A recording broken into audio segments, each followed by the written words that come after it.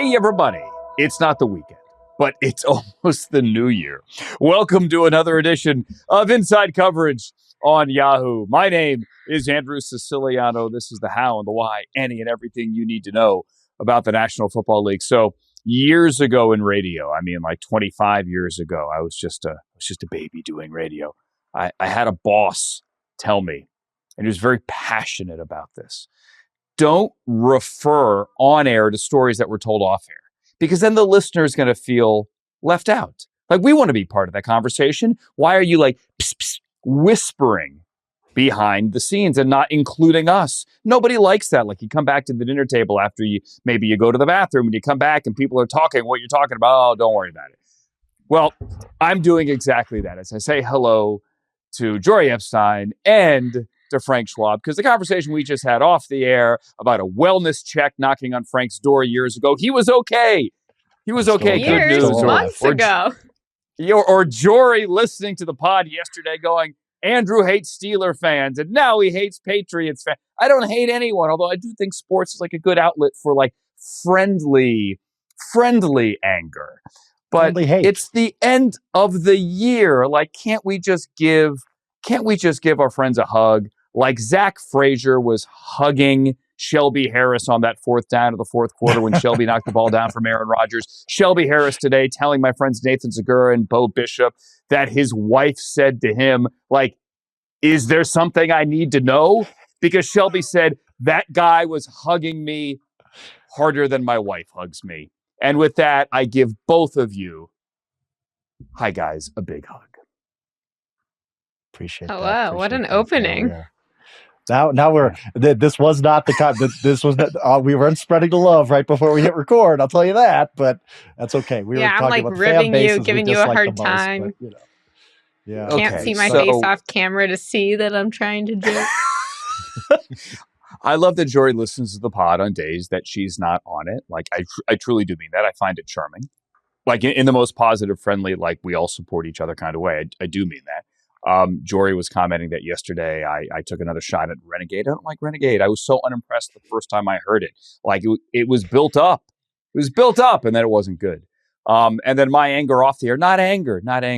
But I have a lot of Patriot fans or friends that are Patriot fans. The anger or the defensiveness in the Patriots community about Drake May getting the MVP. Guys, pump your brakes. Like, Matthew Stafford can be good at football too. Like, it's okay. Like, it's the new hill to die on for Patriots fans. Drake May, you're screwing him out of the MVP. But yeah, that's what Jori was laughing at. I laugh at a lot of things. My husband says self-entertainment is one of my great qualities. And then last week, my dad was like, our immediate family, we're really good at just making fun for ourselves. I'm like, that's true. Yes. We can have fun with anything. So my family was like that too when we were younger. I love all you Patriots fans out there. I just want to say that. It was not me talking bad about you Patriots fans. Love you all. Every one of you. I think Drake May Bears would be a fans deserving only. MVP. I should know that Frank is ball. But I do want to talk about that Drake May versus Matthew Stafford, because I was conflicted after Monday. Like, I was starting to make all my calls Monday morning, and I was like, you know what? I have my ballots due next week. We have our All-Pro ballots due on Monday, the day after the season, and then by Wednesday we have the MVP, Defensive Player of the Year, etc. ballots, and I'm going to Pittsburgh this weekend for Ravens Steelers. And so I'm like, all right, well, I'm going to be up till all hours after Sunday Night Football. I need to get a head start, at least have my general outline of what are coaches and execs telling me about players, what do I think about them, and then I can confirm them after week 18 rather than just start afresh. And I felt pretty good about my MVP vote, and then all of a sudden Matthew Stafford comes out and has the game he does. So I'm really curious what you guys think, not in terms of what will happen, but what should happen,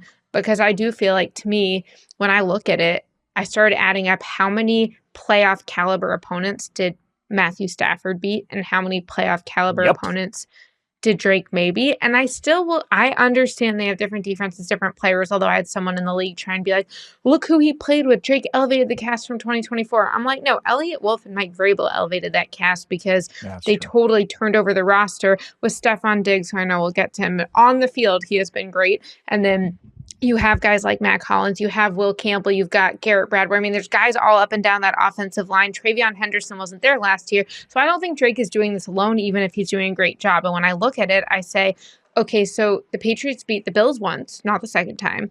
They beat the NFC South teams, so both the Panthers and the Bucks. So I'll give them a second one. That's one, because whichever one of them make it in. And then they beat, I believe it was the Steelers, but not the Ravens. And so maybe I'm mixing that up, but they beat one of them. And so 2.5 of the teams that will be in there, because we don't know yet if we're even Steelers. Then you look at Stafford. He beat the Texans. He beat the Niners. He beat the Jags. He beat the Seahawks, Ravens, Bucks. So I'm like, that's 5, even if you give Ravens and Bucks each half. And I'm like, and the game Puka wasn't there. He goes to plays Jacksonville, goes abroad at 37 years old, dealing with that time change, and throws 5 touchdowns without his top receiver. So I still feel like the value that Stafford has had to provide against the teams they've played with is more impressive. But what do you make of Monday night in terms of all of that? I love you, Jori, and thanks for unloading it here, because I'm with you. So let's get the score out of the way. For those who maybe had better things to do with their Monday evening, maybe you went to go see a movie. I don't know. Maybe you're shoveling your driveway. The Falcons beat the Rams 27-24. This was unexpected, not only because of, the Rams were a touchdown plus favorite, but because look at the NFL schedule for Week 18 on Saturday. You get this de facto 4:30 Eastern Time ESPN NFC South Championship game that is no longer an NFC South Championship game. Because even if the Bucks beat the Panthers, they are not automatically NFC South champions and the 4 seed in the NFC, because the Falcons can still win Week 18 and beat the Saints, and the Panthers can backdoor their way in to the postseason in a 3-way tie and claim the division title. Bijan Robinson's an amazing football player. He had 200 yards. He is probably still coasting for a touchdown. Stafford, to your point, Jori, threw a couple of interceptions, and still, honestly, for my money, should have been in position to tie the game and send it to overtime. But NFL officiating, not like as a massive bureaucracy, but the officials on the field there missed what should have been a DPI, a deep pass interference call on the 15-yard line that would have set the Rams up to tie the game. They missed it. Everyone in the booth knew that they missed it. That said, Stafford has had better days. So the Falcons mess up the NFC seeding, but I still think Matthew Stafford should be the MVP. And I want to preface this. Patriots fans, come at me if you want. Drake May's fantastic. And if you vote for Drake May, I don't care. Like, good. He deserves it. I am not one of these people that will angrily take a side when it comes to an MVP. I know for historical context, and Frank, you made this argument very well last week, that it does matter. It does matter. We're going to talk about the Hall of Fame later for Canton. And it matters for your legacy, and it matters for history. But I really don't care which one gets it. I think, because of what Jori just said, it should be Matthew Stafford. Madison, can we show that DVOA comparison here, backing up what Jori just said about who these two teams and who these two quarterbacks are facing? Matthew Stafford has faced more difficult defenses, and that includes last night, than Drake May. He has. And it's not even really close. I'm going to go to my phone here and pull this up. Here it is. Matthew Stafford has played the 3rd hardest schedule when you're looking at opposing pass defenses. The 3rd. And Drake May has played the easiest. Both can be true, Frank. Mike Vrabel and Elliott Wolf and Drake May deserve massive pats on the back, laurels and hearty handshakes for everything that they have done. You can't take away the victories. Celebrate those victories. Also true, they've had a very easy schedule. So that's why I'm going for Matthew Stafford.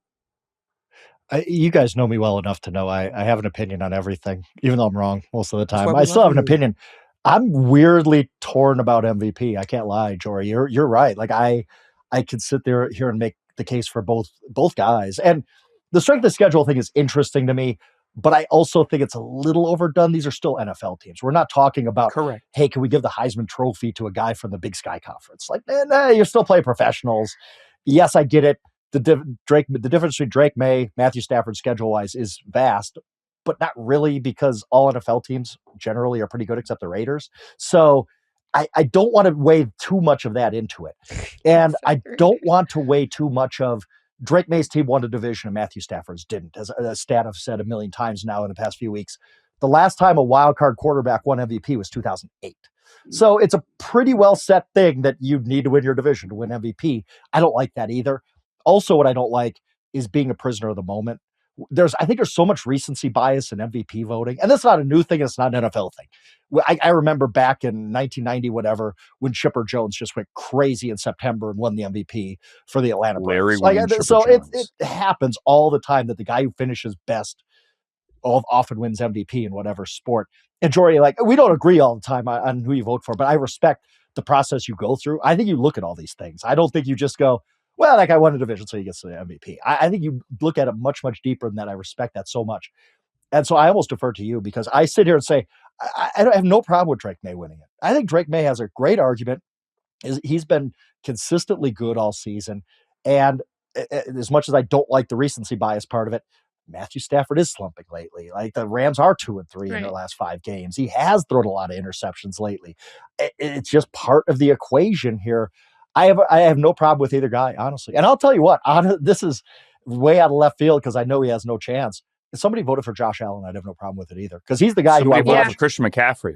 I don't even have a problem with McCaffrey, even though he's been strangely the explosive plays have been lacking. He had some on Sunday for 400 touches. I know it's been incredible. What he's done for the 49ers offense has been fantastic.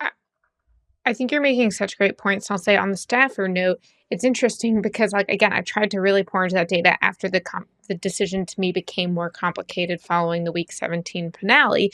And when I look at it, it's like Stafford ranked more impressively than Drake May, and he had a higher percentage of deep throws. He had a higher percentage of blitzes he was facing. He had lower separation per receivers. And yet somehow with all of those next-gen stats, and I get that advanced stats have their drawbacks and their limitations, Drake was the one who had completed more passes over expectation. And I'm like, well, then what are we expecting if it's not those 3 things factoring into completion percentage over expectation? And I know that they have their formulas. And I was talking to someone in the league who's like, oh, yeah, it's like the basketball players who one guy will complete a higher percentage of 3-point and 2-point shots, but the other one will have a better shooting percentage, or the guy who have the better batting average for a few years each year, but not over the course of the 3 years. So I get that data is funny, which is why I also try to talk to people and say, what do you think? So I have guys who tell me that and this is going to prepare yourself, Andrew, but that they are more afraid of facing Max Crosby than Myles Garrett, not because they think he's a more talented player, but the effort and the way that he goes and approaches it.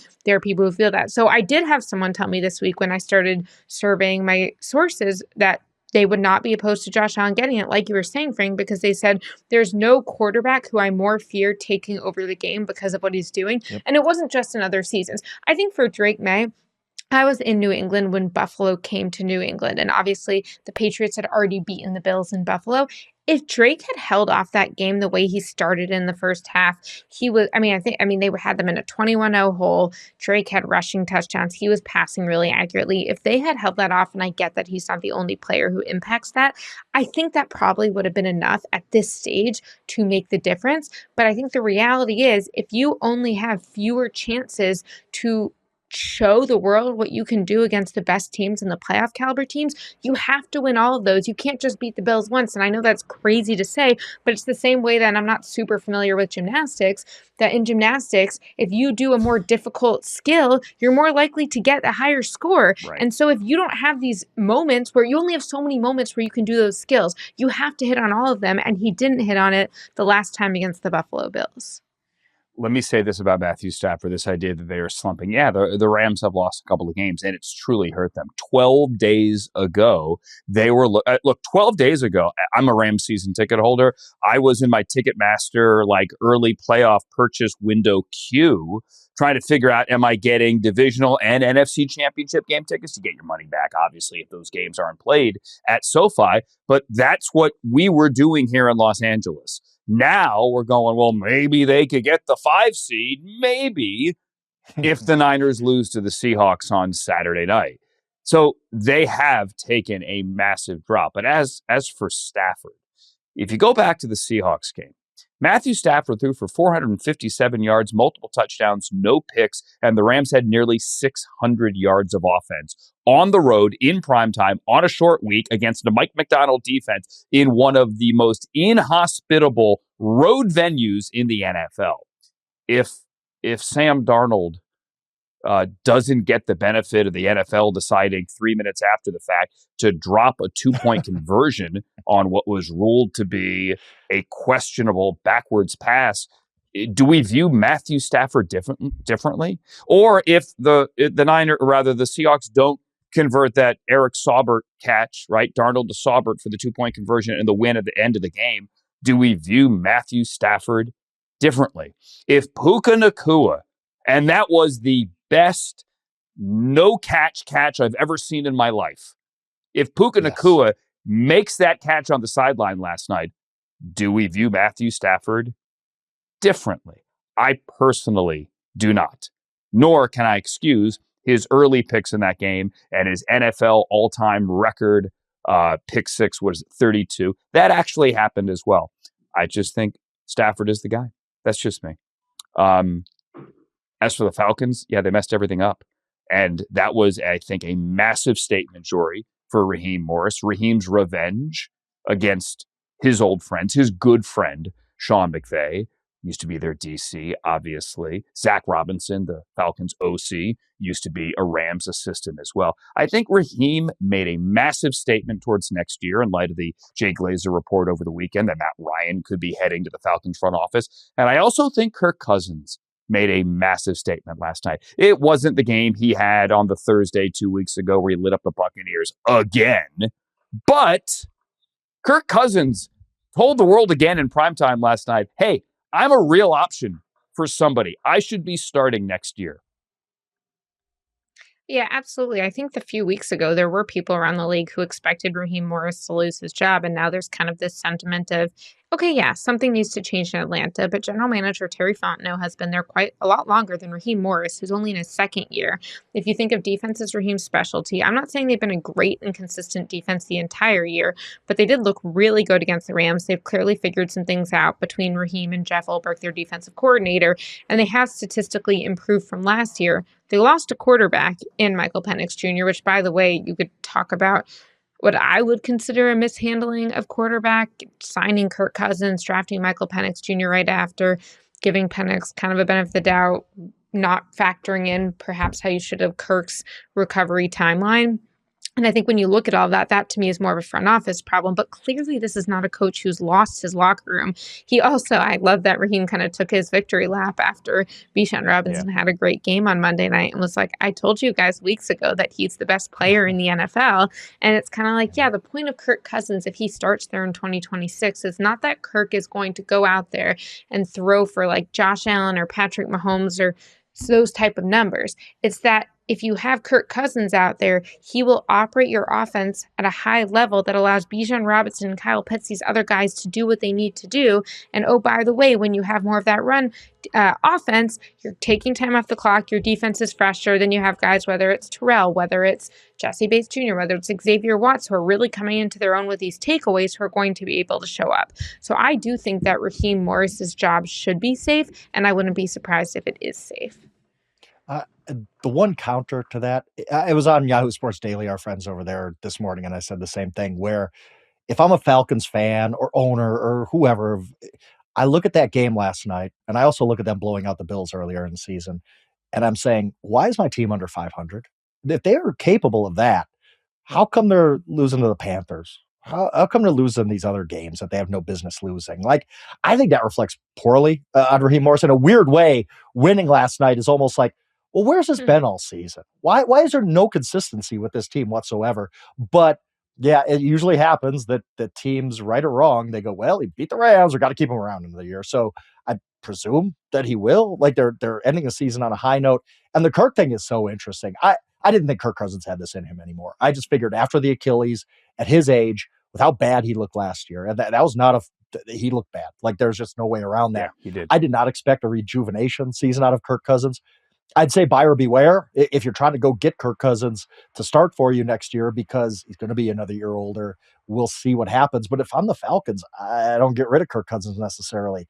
Michael Penix is no guarantee to be ready for the season, nor do you know if he's your best option at quarterback anymore. Part of the reason that they dug this hole is because Michael Penix was so up and down. It kind of reflected the Falcons as a whole. So, but I think it's good for the Falcons to be finishing like this in a way that they can go into the offseason and say, okay, if we don't screw around for the first 2.5, 3 months of the season, if we take every game as seriously as we took that Bills game, as we took that Rams game on Monday nights, we could get something going here. We can actually have a playoff season. They have no business not winning that division. That division stinks. Them or the Saints are probably the best team in that division right now, and neither one of them is going to win the division. So I have mixed feelings about Raheem Morris. Let's put it that way. But I think he will keep his job after they're finishing the season pretty strong here. And the division should be pretty open next year. And on top of that, if you look at what the Lions did a few years ago when they were able to keep the Packers out of the playoffs, I recognize that the Falcons don't have quite as easy a road to getting that momentum, because if the Panthers win, they just win. It's only if the Bucs win this weekend that the Falcons could ruin it for the Bucs. But there is kind of this chance for, hey, let's get this momentum. Let's get good energy. We messed it up for a division rival. Our division's not that strong. And this is the guy who led us to do that, where the energy could carry over to the next year. Because we've seen time and again in this league, both when teams start or end the season strong and when they end it in a poor fashion, that it can carry over. I mean, I've talked on the show how when the Cowboys lost to the Packers and they were the only home team to lose the wild card round a few years ago, like that really, they had a hangover from that going into the following season, and McCarthy was gone at the end of the year. So I do think that if they win this last game, it will tell us a lot about the Falcons. The Falcons were 4-1 in primetime this year. They won some big games in primetime. And they're kind of ridiculous. Like, why is this team 7-9? Why is this team 7-9? I don't know. Well, they should have 2 overtime games. Are though. They did. They did have some close games. They lost last second field goal and 1 point games. And I mean, I get that. They swapped out kickers like every other team in the NFL. So there's that. All right. So we're going to get to the Trevon Diggs story in this block. I think, you know what? Let's do that coming up. Okay, because we're late. Shocker. As always. So coming up next, not exactly a great day for the Diggs brothers on Tuesday. Specifically, let's get into the story in Dallas, because we'll tell you why what happened today there with Trevon Diggs should not surprise anybody. That's next on Inside Coverage. It's Inside Coverage on Yahoo. Andrew Siciliano, Jori Epstein, and Frank Schwab. So not a good day if your last name is Diggs in the NFL, whether Stephon in New England or his brother Trevon in Dallas. We'll start in New England first, and this is still very much a developing story, but there is an allegation of assault against Stephon Diggs. The Patriots say they know about it, right? And the league says, we are looking into it. As of this hour, it looms over the Patriots. They are AFC East champions. They do still have a shot at the number 1 seed, although Denver controls its own destiny, if you believe in that phrase. I know I don't, and Jori's father doesn't, but that's a story for another time.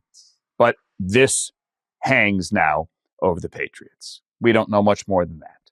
Meantime, in Dallas, the Cowboys today waived his brother, Trevon Diggs, a corner. A couple of years ago, a guy who led the NFL in interceptions, a really good player. A couple of years ago, a guy that signed a contract worth $97 million. As you know, reported contract value, it's funny money. Most of that money is not legitimate. Diggs got somewhere around $45 million. When all is said and done, it's good American work if you can get for it, if you can get it. But if you're surprised by this, you clearly have not been following this story. Go back to, and remember, Diggs was rehabbing an off-season knee injury or injury from last year. He was rehabbing in the off-season. Go back to Jerry Jones' opening press conference. The press conference when Jerry meets the media for the first time in a while in Oxnard, California at Cowboys training camp. This was Jerry's first opportunity to talk about why the Cowboys had lost $500,000 or had taken away $500,000 because they said that he wasn't in the team facility rehabbing the injury as much as it was dictated in his contract. Jori said, we expect a player like Trevon to be here all the time. We expect him to be leading. That's not new. He didn't earn it. He didn't come. That's in his contract. He doesn't get that unless he's going to be here. The de-escalation is contractual. It's spelled out. When he decided to train in South Florida, he understood what the consequences would be. And he said those parts of a contract go directly toward the leadership that he is as a player relative to the rest of the team. I'm big into showing anything you can do for leadership if you're going to be one of these guys that's in the top drawer of the money.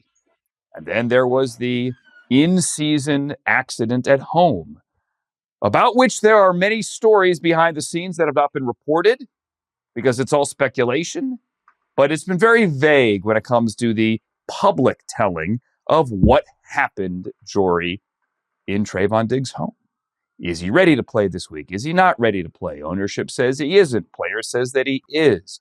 This is maybe the least surprising headline of December.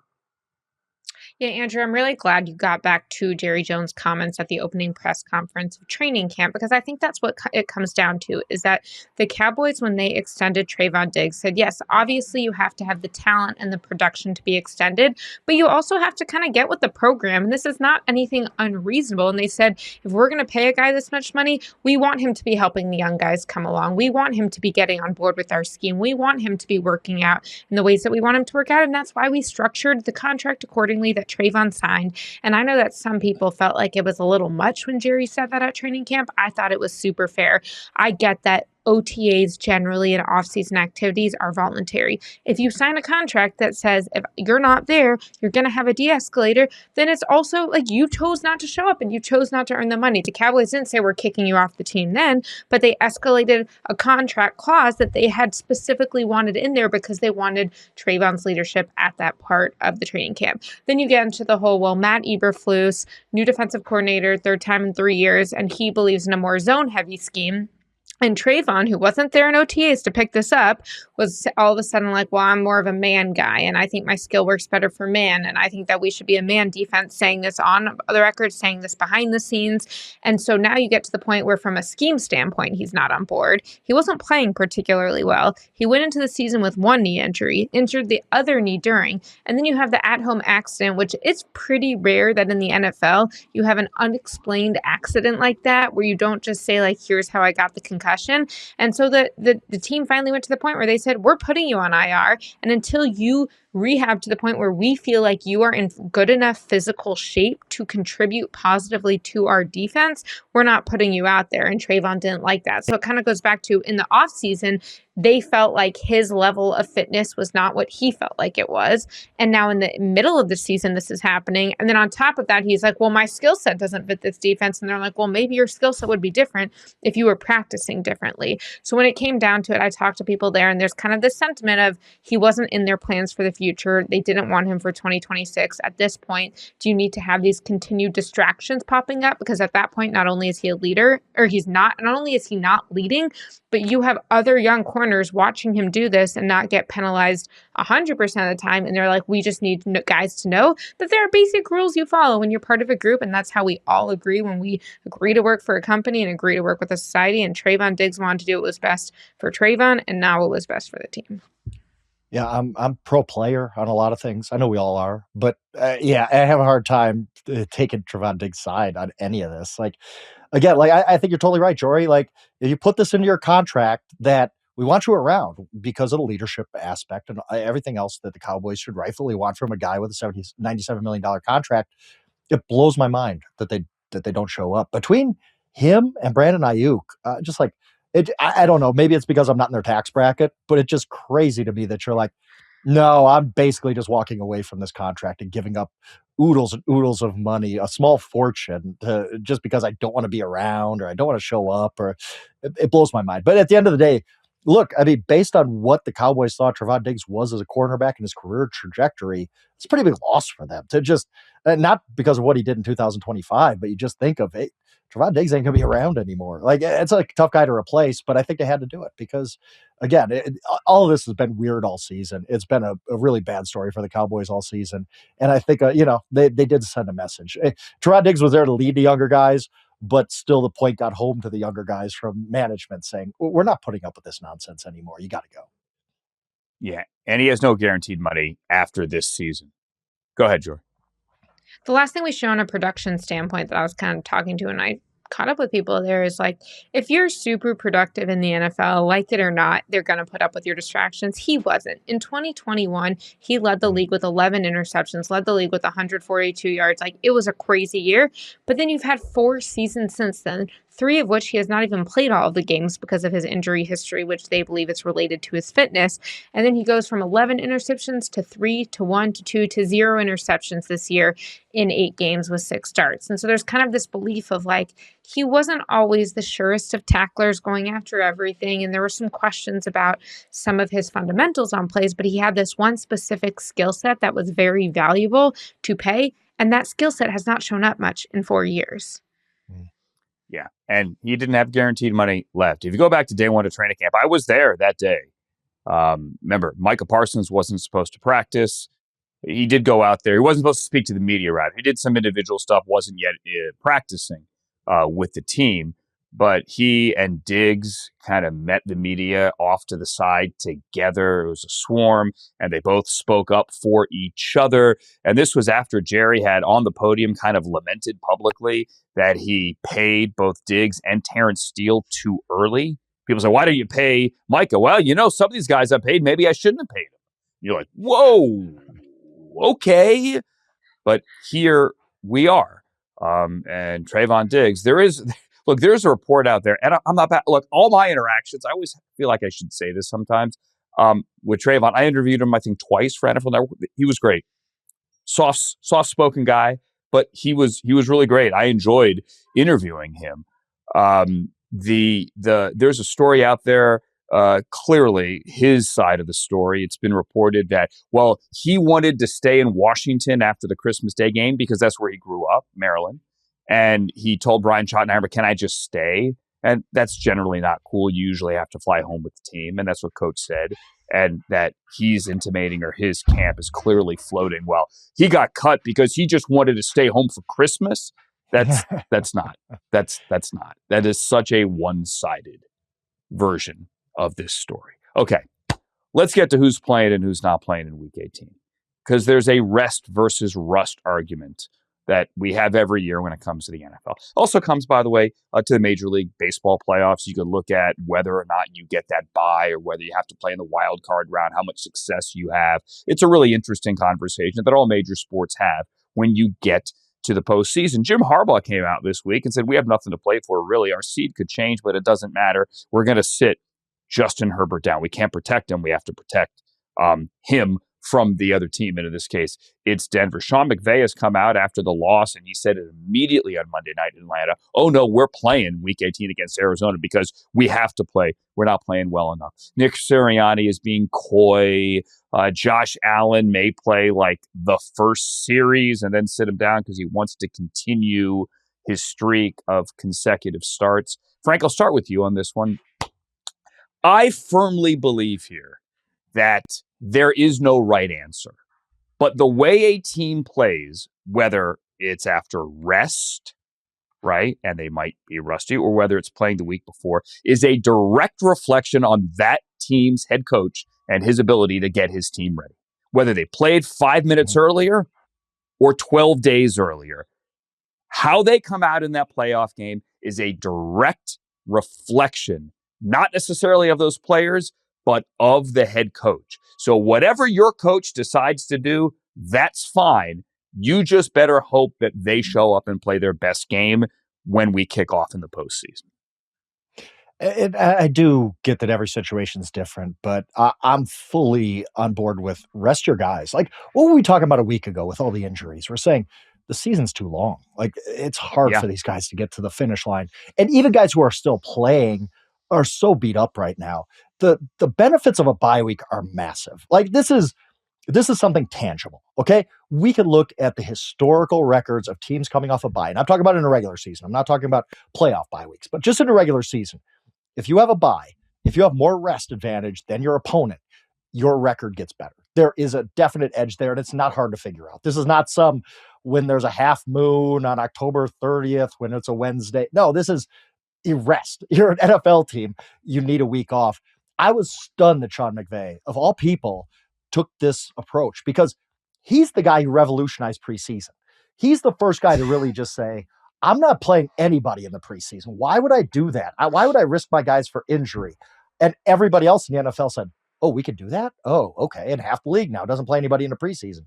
Yeah. So for Sean McVay, of all people, to say, no, we got to play because we need to play better. I don't. What if they don't play better?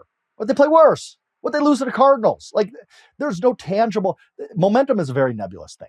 We don't know. Like, momentum can be had by, wow, my body feels fresh. Jared Verse saying, I didn't have to get in 38 car crashes against a right tackle this week. I feel a lot better. And now I can go against, the Philadelphia Eagles offensive line or whoever they face. So if you can get the 5 seed, I get that. And the Rams still could. It's worth it. San Francisco loses. That makes sense to me because the NFC South is much weaker than the Eagles or the Bears, where it would be the 3 seed. But just this idea of we got to play our guys because we got to play better. We got to get momentum. I don't buy that at all. I just don't. I'm sorry. I don't buy the argument that playing your guys is better than resting them. A few years ago, we remember Brandon Staley with the Chargers played his guys. Mike Williams broke his back. It wasn't available for the playoffs. Last year, the Packers played their guys. Jordan Love got banged up and Christian Watson was out for the season. Like, what benefit did you get out of that? And this whole we got some momentum. I don't really buy that. It's a game-to-game thing. We retrofit it. If a team comes out and plays well, we're like, wow, they played well because they played their guys in week 18. Maybe not. Maybe they would have played even better with a week's rest. So I'm fully team sit, and I simply don't agree with teams who play their guys in meaningless games. If the Packers come out and because they're in the 7th seed, no, they can't get higher than 7. If they come out and play their guys in week 18, I would be like, what are you guys doing? I think Matt LaFleur said, I learned from that. I believe I saw that quote in passing. So hopefully he doesn't get another guy hurt in week 18 before the playoffs. To me, there's very small benefit to it. And there's an obvious huge benefit in resting your guys. Yeah, the rest part is fascinating because for the Chargers, you have Justin Herbert, who has been playing with a fractured left hand, and he really was recovering from that and didn't have much time. And so you say, okay, well, he will now have the time to recover. I would have thought Matthew Stafford would have been in that category. The man is 37 years old, and as we've noted, back injury was sidelining him for most of training camp. And so that was the approach Sean McVay was taking earlier this year. On top of that, Sean McVay the last 2 years has rested his players in week 18. What I think is funny is sometimes in this league, we see a result or a decision made and we kind of jump to conclusions on how someone made that decision or the priorities they were taking. So 2 years ago, the Rams won 3 games entering week 18, and so they are coming out for a 3-game win streak. They rest.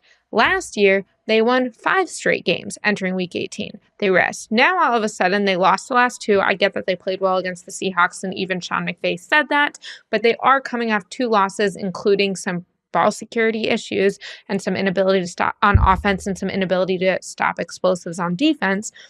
And Sean McVay all of a sudden is like, I want you to play them. So I don't think Sean McVay doesn't believe in the value of rest, but I think he is weighing the value of rest against his belief that his team, as it looked Monday night, would not win a playoff game, and a bye is not going to be that helpful to you if you can't actually do what you need to do, which is why I would say for the Eagles, I believe that the Eagles should rest their defense, but have their offense play a quarter to a half, because I get that they might not be going against the toughest opponent, but do you really want what the Eagles offense did the second half against the Bills this week to be your last taste as an offense before you go into the playoffs? Like, this is your offensive coordinator. These are your weapons. Try a couple things, do a few things that just feel like, okay, now if we do this, not like crazy trick plays. I get that you don't want to show your hand, but have a couple concepts that you recognize, or if you have a player coming back from injury who you want walking in combination with someone, I think the Eagles offense needs a little bit more before they get to the playoffs. But here's my thing. What if the Eagles offense comes out and has 22 yards in the first half? Like,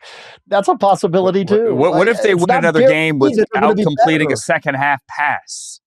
Yeah, like what if that happens again? Now you're like, uh-oh. Like I just don't think Eagles haven't fixed their issues in 17 weeks. They're not going to fix it in week 18. Like maybe the answer is Saquon Barkley's a little bit beat up and he needs some rest. And AJ Brown, one of the most physical receivers in the league. And you don't want to have Devontae Smith turn an ankle or something like that. Rams case, like Puka Nacua is the most physical receiver in the league. I don't want him out there getting hit. Like, I don't know. Sean McVay's an incredibly smart guy, and other guys who play their players they know more about their teams than I get. I get that. I guess it's just for me, rest is tangible. I could touch it, I could feel it, I could see it. I know it has benefit. I don't know that playing in week 18 has any benefit, especially if you come out and the Rams lose to the Cardinals, like, like now what? You know, that's just how it feels. That would be bad. So it's interesting you brought up the preseason. So I have a football over my shoulder, which is mildly embarrassing. I should probably take that down as a little bit of a flex. I should redo things here. I did the Rams preseason TV for 14 years, and Sean got there in 2017. So did it for I called every Rams preseason game save for the 3 this year. Sean hates the preseason. Like, he hates it. Absolutely hates it. 2017, when he first got here to Los Angeles, you play your starters, you work your system, you run a hard camp, you're the new guy in town. But then after that, everything changed. When Sean came to the podium last night and he said, oh, no, we're going to play next week against the Cardinals, I can boil that down. This is me speaking now to 3 words. Sean is angry. He is angry with the way his team played. And he's telling them, oh, no, you're not getting a week off. You're going to go play a football game. Now, I would push back and say that despite his anger and despite the results the last 2 weeks, there are a couple of officiating decisions, which I laid out earlier, away from being 2-0 and feeling much, much different about their playoff fortunes and whether or not they're going to be playing at home. But there were points, I have sat with Sean in preseason production meetings where we're going over who's going to play in the game, and we're going down the list. Right. And we're going and checking, crossing guys off. And I'm not going to say the name of this player, but a couple of years ago, we're sitting there, I'm crossing, and he's just going through this guy. All are not going to play. And he gets to a name. And as you guys probably have figured out last night or through the last couple of ones, my face is expressive sometimes, no jokes. And I often don't hide what I'm thinking. And so he said a name, and I must have made a face. And he looks up and he laughed and he goes, yes, Andrew, even bleeping so-and-so. He's not playing either. I was like, okay. I also still we all had to laugh. He doesn't want anyone to play in a game that doesn't mean anything. Ever. But now all of a sudden he's playing his guys in week 18. Yes. Is he playing them the whole game, though? Or do we feel sure that he's playing them the whole game? I don't know. I'll tell you. I don't know. There is a difference of whether you play them a little bit, get the muscles going. You can decide. You can believe that rest is better, but I don't. Look, I think Dak Prescott is going to play for the Cowboys this week. Brian Schottenheimer said it. I would be surprised if he played 4 quarters. He's coming out early. And I get that that's a playoff thing. It's also your franchise quarterback. You're paying him $60 million a year. But I think some of these teams, it's actually funnier to me when they say play versus not play this early in the week, because you have a competitive advantage if you don't say it until later in the week. But I think Sean, in his emotion after the game, and he was calmer than he was after the Seahawks game. I'll give him that. Probably a little less sleep deprived maybe because he hadn't just been with his wife delivering a new kid. Obviously his wife was delivering, but I think that there's kind of this idea of like, yeah, you play them, but that doesn't mean you're playing them 4 quarters full strength. Right. And I think the smartest approach I've seen to this in all my time, I covered the Broncos, I believe it was 2003. Mike Shanahan said, we're playing our starters. They had nothing to play for. We're playing our stars. They get to 90 minutes before the game, and he's like, I was just kidding. I just wanted you guys to experience the week. I don't let down that way. Don't let your mind get, but no, you guys aren't actually going to play. And I thought that was smart. You're not opening up them up to injury during a game. You're just, hey, stay in the rhythm of the week. And then once we get to Sunday, I'll sit you guys. I think if McVay were to do something like that, I guess that'd be a little, it's weird to me that Sean McVay of all people, it seems like he's making this decision based on emotion. Like you said, he was angry last night. Okay. Well, he doesn't strike me as a guy who makes many emotional decisions. He's a very, very smart guy. Well, let me offer you this, okay? If the 49ers beat the Seahawks, that game is Saturday evening before the Rams play on Sunday against the Cardinals. If the 49ers beat the Seahawks and the door is no longer ajar, to quote Eddie Murphy's car, your door is ajar.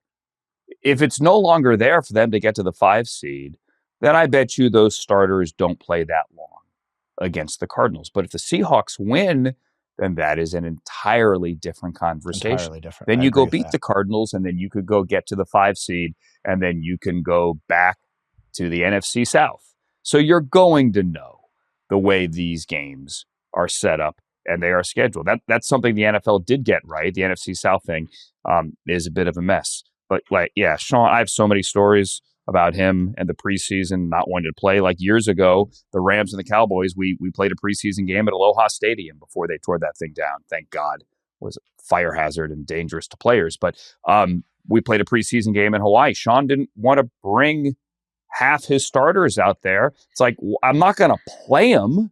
So we're talking 10 hours back and forth over an ocean? Like, what if Jared's back locks up? I don't want to take all these guys there. And there was a push-pull about, no. Look, we're planting our flag in Hawaii. This is a good marketing thing. Like, we all need to be there. It's the Cowboys as well. And there was a push-pull within the organization about that. Aaron Donald wanted to go, and he did go because he was filming an episode of Hawaii Five-0. And it was fun. Is that true? What? Yes, it's true. Aaron, AD went. And look, they came to an agreement. Some guys, you got to bring a team, right? And everyone had a good time in Hawaii. It was a fantastic thing. But he doesn't want to have to dedicate resources to meaningless games. Go ahead. On the note of the playoffs, it is interesting, though, because some of these decisions that you might not know until hours or the day before your game, like Shane Steichen in Indianapolis said, well, I'm not going to have Riley Leonard start a game last week when Phillip has prepared to be the week one or to be the starter and to go with the ones, because he said that he wouldn't know in time whether the Texans result would have that. So do you think that Sean feels, I get that Jimmy Garoppolo has been in the league a lot longer than Riley Leonard, but there is sometimes this belief that whoever goes with the ones have them start just because they prepared. It's interesting. Yeah, I don't know. It's a good point. I think there's part of Sean that would love to go win a Super Bowl with Jimmy Garoppolo just to say, oh yeah, I can win with Jimmy. Look at me. But they're not going to have to cross that bridge, fingers crossed, this year. Coming up next, even though the majority of the field is already locked in, we are still going to do Frank Schwab's playoff projections because you don't mess with tradition. That's on Inside Coverage after this. So there are only 2 playoff spots left. The winner of the AFC North, which will be the Baltimore Ravens or the Pittsburgh Steelers, and the winner of the NFC South, which will be either the Tampa Bay Buccaneers with a losing record or the Carolina Panthers. Atlanta could have a 3-way tie there, but the Falcons cannot win the division. So 12 of the 14 teams are known. We still don't know the seeding. We don't know who's going to be the number 1 overall seed and get home field advantage throughout in either conference. But this is Tuesday. And on Tuesdays on Inside Coverage on Yahoo, hi, I'm Andrew. Jori is here. Frank is here. Frank blesses us with his playoff projections. So we're going to do it as we always do it. Frank, we're going to see your playoff projections. And you have a pretty good shot of getting these right because we already know 12 of the 14 teams. So let's go. Let's put them on the screen. Here we go.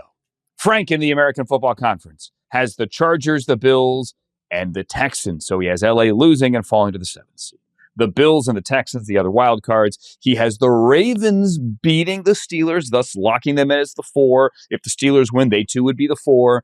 Jaguars, Patriots, and he has the Denver Broncos. So he has Denver beating LA to take the 1 seed. Jori, I don't know how much there is here to poke holes through, rather. Go for it, though. Yeah, no holes to poke on the Ravens. I agree with you that the way they're trending looks way more promising than the way the Steelers are trending. But you did have the Texans at 7th last week and 5th this week. So I'm curious how much confidence do you have in the Texans' ability to win a couple playoff games? I like it a lot, actually. And I think they're going to be playing hard. You have to play hard on Sunday because what if the Jaguars lose? What if the Jaguars lose to the Titans, who have actually been kind of feisty the past few weeks? But not just that, but I think getting the 5 seed is huge. Like, I think the Texans would absolutely wreck the Ravens or the Steelers. I think both AFC North teams are bad. Like, they're just bad football teams. And the Texans, that defense would just shut them down completely. So they want that 4 seed. There's no question in my mind. They don't want to slide down to 6 or anything like that. And the funny thing about this week, at all these projections, it's like all the games that really matter, except the obvious ones, the winner take alls. It's like, well, the Broncos are 13-point favorites, and the Texans are 10-point favorites, and the Jaguars, I believe, are 13.5-point favorites. And it's just like, okay, because guys are sitting. The Chargers are sitting their guys, and Riley Leonard's starting for the Colts, and the Jaguars are playing the Titans, who aren't very good. So there's not a lot of intrigue. Honestly, there's not a lot of intrigue going into Week 18, other than those standalone games that we're all waiting for. Yeah. So Houston can still win the division with a victory over Indianapolis and a Jacksonville loss to Tennessee. So Houston can get up to the number 3. They could also fall back to the number 6. There are also scenarios in which the Texans fall all the way down to the 7, but Houston is the one team. See, I got my grids here. See this? These are all the scenarios in the AFC. Color-coded, but I have a black and white printer. Anyway, yeah. So those are all the scenarios in the AFC. But Houston's the one team that nobody, for my money, nobody wants to face. Nobody wants to face Jacksonville? That. Why do we talk defense. about Houston that way, but not Jacksonville? Okay, Jacksonville. Like, Jacksonville has been awesome lately. I think Can't there be multiple choices? I guess so. There Jacksonville could be. I will say that Houston is that team for me too. I've been saying that for a while. But Jacksonville, I think, is the most underrated team going into the playoffs. We're just not talking about them. And like, they just beat Denver by 2 touchdowns in Denver. Like, they're a good football team right now. I agree. The scenarios, among the scenarios, go ahead. We keep talking about not talking about them. I think we're talking about them more, but what we're not talking about enough is the fact that they're doing all of this without the player that they traded up to the 2nd overall pick to get and to be their savior on offense and defense in Travis Hunter. Like, to me, like, yes, it's impressive what they're doing, but to do all of this without Travis Hunter after his season-ending injury is incredible. In a weird way, don't you think that kind of clarified things for them? Like, they're not trying to force Travis Hunter. They just said, Parker Washington's a really good player. He wasn't getting enough run. Brian Thomas Jr. is whatever this season. He's just not fitting it. But Jacoby Myers, like, I don't know if Jacoby Myers takes off with Travis Hunter in the lineup, because you're still trying to be like, how do we get Travis Hunter going? And does he play cornerback? I think it almost took something off of their plate. Not that Travis Hunter's awesome. I love Travis Hunter. But getting him out of the lineup almost just streamline things for their coaching staff. You're trying to say that Travis Hunter was holding them back, Frank. Is that what you're saying? Exactly what I said. Yeah. When they clip this for social, that will be it. Yeah. Okay. And then I'll get messages from Jacksonville fans saying I'm bald. It'll be great. In a weird way. I'm like going off texting people about how, like, Trevor Lawrence was trying to recover from Meyer his rookie year, and so they get a Myers to recover from the Meyer, and Jacoby Myers was the fix to Urban Meyer, and there's all sorts of things. See what you did there. And I was going to say that in a weird way, people say, why aren't you talking about the Jaguars? We are, except we're talking about the fact that no one's talking about them, which in a way is talking about them. Just not the way that they want to be spoken about. But we're actually talking about the fact that nobody is talking about them. See what we did there? Okay. That's respect. You know what I'm saying? It's like fans who back in the day used to say, you're not showing our team respect. I'm like, okay, define respect. Like, well, I turned on SportsCenter. They weren't on until like 15 minutes into the show. We didn't see the highlights. I'm like, it's not respect. Like, we respect you. You just, didn't lead the show. Why not? Because the Cowboys and Steelers get better ratings. So you don't respect us. No, we do. There's a difference between attention and respect. Big difference. Big difference. I digress. Let's give attention and respect, or at least one of those two, to Frank's NFC playoff projections. We'll put them on the screen now. Frank has, drumroll please, the Panthers winning the NFC South. He's got the Packers, the Rams, and the Niners. So he has the Rams as the 6th. The Niners then would go on the road to the NFC South winner, because he has the Seahawks beating the Niners in Santa Clara on ESPN Saturday evening. Bears 2, Eagles 3. Jori? Yeah, it looks like you have the Seahawks winning, so I am curious, what do you think their road to success is going to be this week, that you believe that they're going to outlast this red-hot 49ers team? I think it's the defense. I just have such respect for the Mike Macdonald defense. And also, I don't know what Mike Macdonald's been cooking up. I don't know what he has figured out about playing on the road. His road record is awesome. Like, they go on the road and they play well. And I think the Seattle Seahawks are the best team of football. And if I do believe that, I got to think that they beat a 49ers team who, all the nice things I've said about Kyle Shanahan, I will also say I don't think their defense is good enough to win in the playoffs. I don't think it's good enough to win a game like this, which is practically a playoff game. So I will say that I think the Seahawks win this game just because I think they're the better team, and being on the road just doesn't bother them whatsoever. For the record, here's the NFC. Okay, so we got two pages of grids as well. The Bears can be the 2 or the 3. Seattle can only be the 1 or the 5. That goes for the 49ers as well. The 1 or the 5. Got the Eagles sitting as the 2 or the 3. Actually, take that back. The Niners can fall to the 6. Could be the 6, yeah.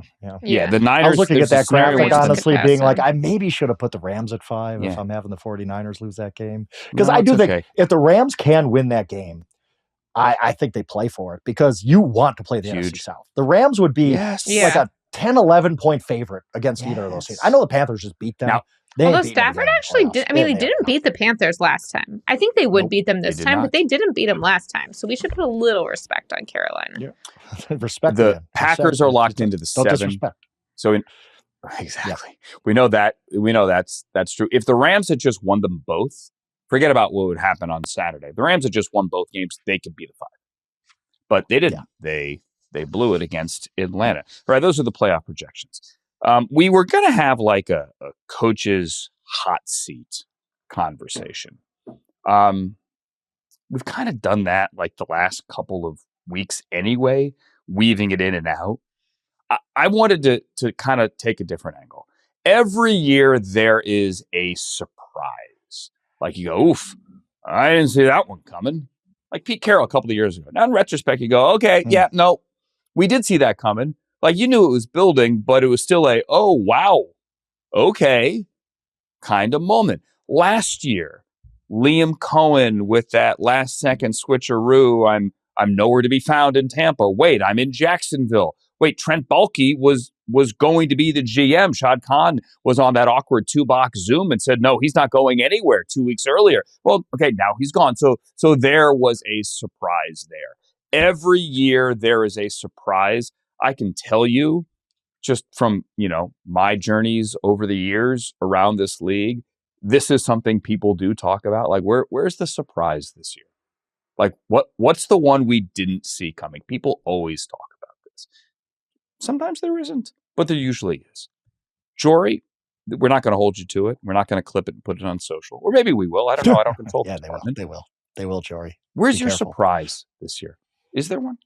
Yeah, I thought this was specifically with the firings, not the hirings, as you mentioned with Liam Cohen, but with the firings in particular. Well, I did. I meant the Trent Baalke thing. Sorry, I cut you off. Like, Liam Cohen led to a Trent Baalke dismissal when Shad Khan had said, no, it's not going to happen. Okay. Start it. Yes. Yeah. So to me, the most surprising thing we'll see in the firings is that, like, I'm going to Pittsburgh this week. I know the Steelers and the Ravens are hot topics. And a lot of people think, oh, whoever loses this game is going to be out. Could they both be out? There's kind of been these questions. I think people are going to be surprised, and I think they are going to stay, because when you look at the market of teams and coaches they want, there are not better candidates out there than John Harbaugh and Mike Tomlin.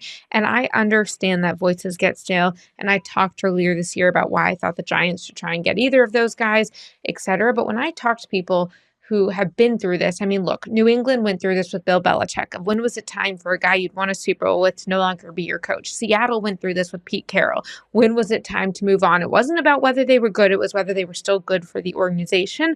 But when you look at those guys were not playing for division titles the last week of the season. And you can talk about the strength of the division and you can talk about the compounding factors. But the reality is neither of those teams are bad enough. Even if there's some tension between quarterback and head coach, which, by the way, when you're winning, it usually puts at least a Band-Aid over it. Neither of them are at the point where they would be better off with another coach. And both of those ownership groups are pretty conservative, and I think they're going to come to that conclusion. Yeah. Maybe my surprise, so, Andrew, should be that Mike Tomlin and John Harbaugh get traded for each other. Come on, let's get crazy. Let's get weird. Wow. Let's do it. That would be that would be the best trade in NFL history, wouldn't it? That would be wild. Wacky, wild stuff. I'm going to give you two surprises because usually we don't see playoff teams fire their coaches. But I think in these specific situations, I wouldn't, it would be like, wow. But then you'd be like, okay. One of them is that the Buffalo Bills go one and done. I think you can start to make the argument that Sean McDermott might go. And because I think ownership at some point would say, we can't get over the hump with Josh Allen and we just took a step back. The Patriots just passed us in the division. They're going to be hard to catch now. The defense was terrible all year. I think they've underachieved all year. I think Josh Allen has saved them. If they go one and done in the playoffs, especially because I don't think it'd be a great loss in the first round, I think there'd be a lot of maybe Sean McDermott's not the guy anymore. I don't know. Obviously, it would be a big surprise. I'm not necessarily on board with it, but you could at least see some people pushing for that. And I think the other one, if the Philadelphia Eagles let's say they play the Rams in that first playoff game, and they put up 98 yards of offense or whatever low point that offense can hit. I don't even know. I thought 16 yards and a half against the Bills was low, but we'll see if they could top that. Wouldn't Nick Sirianni, there'd be some, hey, let's dump Nick Sirianni because it's Philly, and it'd be stunning a year after a Super Bowl. I get that. But there's always been this tension with Sirianni, and it never seems like he's overly comfortable. And this season, honestly, just offensively, has been so weird and disappointing, and they can't get anything going that I think if the Philadelphia Eagles went one and done, their fans, that market, they'd be like, maybe Sirianni's got to go. I don't think he will, but again, we're talking about big surprises. So, swing big, I guess. Yeah, that would be a stunner. I think the deeper you dive into his Nick Sirianni's recent answers about Kevin Patullo and trying to help out in game, and how sometimes like, oh no, we don't have enough time to get that play in, things like that, or that formation onto the field.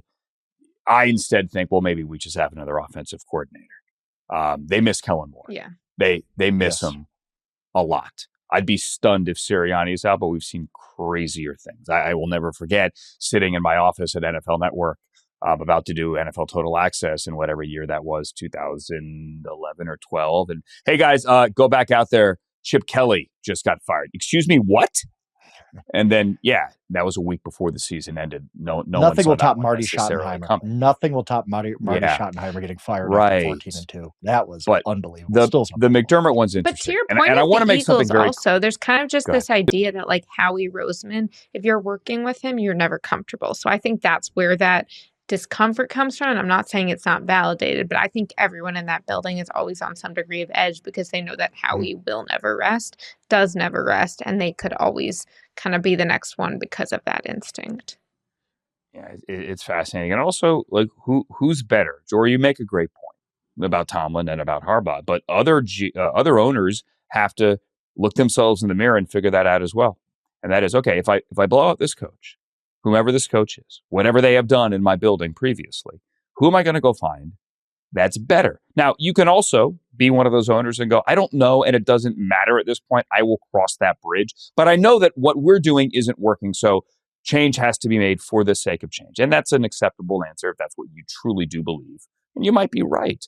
But who's going to be the next guy to step in? Ben Johnson ain't walking through that door this year. Now, turns out we might have 10 Ben Johnsons in this cycle. But right now, there isn't an obvious guy, at least not on the offensive side of the ball. And those are always kind of like the flavor of the month. Hey, come in, fix my quarterback, fix my offense, do this. And that guy's not like on a billboard right now as he was a year ago. The Sean McDermott one is really interesting. And I want to say this, I don't root, and we'll talk about this in the next 10 days, 2 weeks, 3 weeks, for any coach to get fired. I never will do that in any sport. I'll try to give a fair analysis of it, but I'm not going to be the screaming local radio host that this guy has to be out. I will never do that. I don't like to operate that way.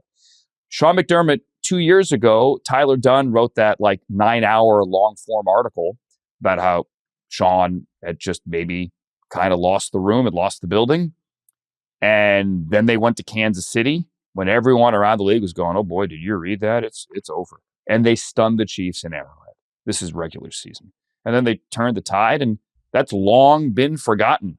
But Josh Allen is turning 30. And that defense is injured yet again. It's not Sean's fault they get injured. It isn't. But like it's another year in which like the defense is banged up. You don't have a clear number one wide receiver. And yes, that does matter. It does matter. And Josh has to play hero ball. Is that all on McDermott? No. He's not always buying the groceries. Brandon Beane's buying the groceries. So I don't know what they do if they're one and done. Because there's no Mahomes, there's no Burrow, there may be no Lamar Jackson. We've talked all year about how the runway is a lot different. So, yeah, Frank, that's a good one. That is one that I know people are kind of sort of keeping an eye on. And the ebbs and flows of the season, especially the second half, sometimes you go, oh, no, they're good over there. But they're in trouble over there. And then all of a sudden it flips. So, like Tampa, mid-season. Oh, they're great. Yeah, if they lose this week, 1-8 down the stretch. 1-8 down the stretch. Tough conversations in Tampa as well. This has been a fun conversation. Oh, we have one more thing, don't we? Let's do one more thing. Jori, you go first. Okay, my one more thing is that I was doing some research into the quarterbacks getting ready to play in the playoffs. And there are obviously 12 teams who have locked it up and 4 other teams who could be in the playoffs. So of the 16 teams still in the hunt for the playoffs, 14 of them are starting quarterbacks drafted in the first round. And 5 of those were drafted first overall. So overwhelmingly, it's first round quarterbacks, if not first overall quarterbacks taking to the playoffs. And then you have the Super Bowl MVP, reigning Super Bowl MVP, and Jalen Hurts, who was drafted in the second round. And then only one quarterback was drafted after the second round of the playoff contenders, and that is Mr. Irrelevant, Brock Purdy. So I get that it's not a new story that he was drafted last, and I get that it's not even a new playoff story. He's played in multiple postseasons, including a Super Bowl. But when you look at the field this year, it should be a reminder of how unlikely his story is and the way that he has really taken the next step in his game. And I think elevating those around him, not just benefiting from those around him, I just think we should take a moment to appreciate. Yes, and they both, the second-round quarterback and Mr. Irrelevant, are working on lucrative second contracts. Well-deserved. Frank. Speaking of lucrative contracts, when Kevin O'Connell with the Vikings came out and said, he's talking about Brian Flores, who's going to be a free agent after the year, his defensive coordinator. And he said, yeah, Brian might leave for another head coaching job, but I think if he's defense coordinator, he's going to stay here. And it just reminded me, the coaches in the NFL are really, really underpaid. When you look at their value versus players, what do we talk about? We talk about quarterbacks, we talk about head coaches. But head coaches are paid nowhere near what quarterbacks are. And assistant coaches are paid even less. Chip Kelly was the highest paid assistant in the NFL this year. Obviously, that didn't work out at $6 million. If I'm a team, and there's no salary cap for coaches, by the way, and I'm an owner who really, truly wants to win, I let it be known through back channels, you know how that works in the NFL, guys, that, hey, Brian, if you want to come over here and be our defensive coordinator, we got a blank check waiting for you. Because if you're telling me that Jordan Love is worth $55 million a year, the aforementioned Brock Purdy's like 53, Dak Prescott's worth 60, you can't tell me that Brian Flores, the best defensive coordinator in the NFL possibly, is worth less than $6 million. That makes no sense. Highest paid coach in the NFL this year, head coach, Andy Reid at 20, Sean Payton's behind him at 18, then it goes to about 16. You tell me Andy Reid is worth about 1/3 of Patrick Mahomes? I don't believe that at all. Somebody at some point of these owners is going to say, my cheat code here is I don't have a salary cap for these salaries, whether it's Greg Penner with the Broncos or Stan Kroenke with the Rams, who just has so much money, he's never going to spend it in his entire life. And he's just going to say, I can lure any coach I want here. I'm going to build the greatest coaching staff of all time. My head coach is going to get paid like quarterback. My coordinator is going to get paid like head coaches. My quarterback's coach is going to get paid like coordinators. The other owners wouldn't like him that much, but that is a loophole that no owner wants to go through because they don't want to make the other owners mad, I'm sure, and reset the market. But Brian Flores being a free agent just reminded me, coaches are very, very underpaid in the NFL, and that's something that some owner at some point is going to take advantage of. Yeah, your part about the other owners not liking it, Frank. That should have been the lead. Because yes, that is, and that's the only reason. Because if Jerry Jones, let's say Jerry Jones, who's the richest guy ever or whatever, if he was just like, and famously does not pay his coaches fully. Yeah, who famously does not pay his coaches, even though he has no cap for it. If you really want to win a Super Bowl, Andy Reid, figure out, like, if you get to the end of your contract, Andy Reid, I'll pay you $50 million. You're worth a superstar quarterback. I think we'd all agree that if you could say you could have Jordan Love or you could have Andy Reid, I'd be like, I'd rather have Andy Reid, I think. And Andy Reid gets paid like 1/3 of what Jordan Love gets paid. Well, look, David Tepper, 3 years ago with Doug, 2 years ago with Doug Peterson, 3, whatever it was. I'm getting old. David Tepper had like 4 former head coaches on that staff underneath Doug Peterson, and had like 2 or 3 guys, Ejiro Evero, Thomas Brown, who were considered like head coaches in waiting somewhere one day, and both could still get head coaching jobs. You had all these cooks in the kitchen. He did open the checkbook and bring in all these once and future head coaches, and it didn't work. Did not work. But yeah, Frank, you make a great point. I'm going to keep mine short and sweet. My one more thing, we know the finalists now for the class of 2026 in Canton next August, the Pro Football Hall of Fame. There are a lot of great names on this list, guys that are obviously going in first ballot. Larry Fitzgerald and Drew Brees among them. I want to point out 2 guys who have waited a long, long time and who I think, and they're both friends, I'm going to just give you the caveat there, both think should be in. 2 wide receivers, Torrey Holt and Reggie Wayne. I've worked with them both. I think they're both very deserving. And I think that in both of their cases, they're being held back because wide receiver numbers from 20 years ago or even 10 years ago are compared to the Madden numbers we see now. The game has changed. It's evolved. And even though they both put up great numbers, they're not the same numbers as we see currently. And also, they were both on Super Bowl winning teams. And I think there is kind of an exhaustion because a bunch of their teammates are already in. Kurt Warner let's go with the Rams first. Kurt Warner is in, Marshall Faulk is in, Orlando Pace is in, Ike Bruce is in, Aeneas Williams is in. Do we have to put Torrey Holt in as well? You might push back, and I say yes, they need to be included. He needs to be included. And as for the Colts, well, Peyton is in, and Marvin Harrison is in, and Edgerrin James is in, and Dwight Freeney. Do we have to put in Reggie Wayne? I think Reggie Wayne also deserves to be in. I won't bore you with Pro Bowls and all pros and numbers. Just look at their stats. Look what they did in the prime of their respective careers. I think both Torrey Holt and Reggie Wayne need to be in the Pro Football Hall of Fame. Break up the logjam at wide receiver so the other guys can get in, like Steve Smith Sr. He deserves it as well. There is my little soapbox on Canton. We will find out at NFL Honors the Thursday before the Super Bowl in San Francisco. All right, friends, that's it. Jori, Frank, Happy New Year to you both. Jori is back on the New Year's Eve show. Yeah? Yes? Frank, you're not? No, I'll be deep in revelry. Forsaken. No, not really.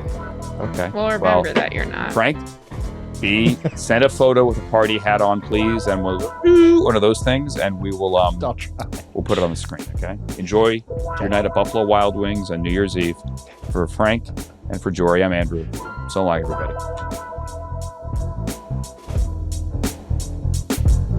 Wow.